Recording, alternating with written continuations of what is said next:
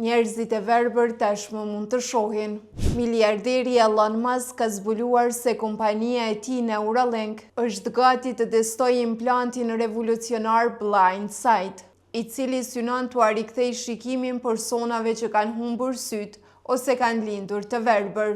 Blind Sight është një implant truri që vendoset në pjesën e trurit të quajtur korteksti vizual, zona që përpunon informacionin e shikimit tek njerëzit. Në vend që të marrë sinjalin nga syt apo nervi optik, që mund të jenë të dëmtuara, implanti dërgon sinjale elektrike direkt në tru, duke e stimuluar shikimin. Ky stimulim krijon një formë të shikimit artificial edhe për ata që kanë humbur të dy syt dhe nervin optik, përsa kohë korteksti vizual mbetet i paprekur. Ky çip, i cili stimulon zonat vizuale të trurit, ka marrë miratimin e FDA-s për testime tek njerëzit dhe është në fazën fillestare të testimeve. Pajisja ka marrë statutin pajisje revolucionare nga administrata e ushqimit dhe barnave në SBA.